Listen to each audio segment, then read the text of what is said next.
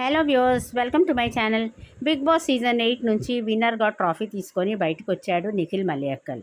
తను నిన్ననే ఒక ఎమోషనల్ పోస్ట్ షేర్ చేసుకున్నాడు సోషల్ మీడియాలో. ఆ పోస్ట్ చూసిన నెటిజన్స్తో పాటు కావ్య కూడా రిప్లై ఇచ్చింది. నువ్వు పెట్టే పోస్ట్ నేను నమ్మను, నేను నీకు మళ్ళీ నమ్మడానికి పిచ్చిదానిలాగా కనిపిస్తున్నానా అని కావ్య అయితే ఘాటుగా రిప్లై ఇచ్చింది.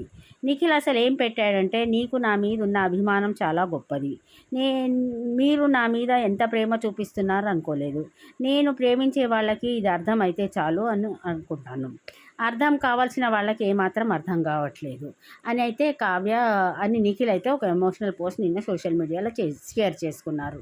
అయితే కావ్య ఏం రిప్లై ఇచ్చిందంటే, నేను ఎప్పుడో ప్రేమ ఇచ్చేసాను నీకు, నువ్వు తెలుసుకోలేకపోయావు, ఆ ప్రేమలో నీకు తెలిసే స్టేజ్ కూడా దాటిపోయింది, ఇన్ని ఇయర్స్ నేను నీతో పాటు జర్నీ చేశాను, కానీ ఆ జర్నీని ఇప్పుడు వదిలేసుకుంటున్నాను, నీలో ఇంత నటన ఉందని నాకు ఇప్పుడు అర్థమైపోయింది అని ఒక ఎమోషనల్ పోస్ట్ చేసింది కావ్య. అలాగే వార్నింగ్ ఇస్తూ అయితే రిప్లై ఇచ్చింది. అయితే ఇప్పుడు వీళ్ళిద్దరూ ఇలా వార్ చూస్తుంటే అయితే వాళ్ళిద్దరు కలవడానికైతే ఇంకా కొంచెం టైం పడుతుంది. వాళ్ళు ఒకళ్ళు కూర్చొని మాట్లాడి వాళ్ళ ఇష్యూస్ సార్ట్ అవుట్ చేసుకుంటే కానీ వాళ్ళ ప్రాబ్లం సాల్వ్ కాదనిపిస్తుంది. అయితే నిఖిల్కి తను ఉన్న ఫ్యాన్ బేస్ చూసి తెలుగు అండ్ కన్నడ వాళ్ళలో చూసి అయితే బిగ్ బాస్ వాళ్ళు నిఖిల్ని తీసుకున్నారు. అయితే నిఖిల్కి ఎంత రెమ్యునరేషన్ వచ్చిందంటే పర్ డే 40,000 ఇచ్చారు. అయితే నిఖిల్ విన్నర్గా లాస్ట్ వరకు ఉన్నాడు కాబట్టి 15 వీక్స్లో 105 డేస్ అనమాట. అయితే పర్ డే 40,000 అంటే టోటల్ 42 lakhs నిఖిల్కి అక్కడ రెమ్యునరేషన్ వచ్చింది. అంటే ఈ రెమ్యునరేషన్ ఎట్లా క్యాలిక్యులేట్ చేస్తారంటే, వాళ్ళు బయట ఉన్నప్పుడు వాళ్ళు షోస్, సీరియల్స్, మూవీస్, వేరే వేరే సోర్సెస్తోని మనీ ఎర్న్ చేస్తారు కాబట్టి ఈ 3 months బిగ్ బాస్ హౌస్లో ఉన్నప్పుడు వాళ్ళకి ఆ మనీ రాదు కాబట్టి వాళ్ళకి అట్లా ముందే క్యాలిక్యులేట్ చేసి వీక్ అని ఇంత ఇస్తారు.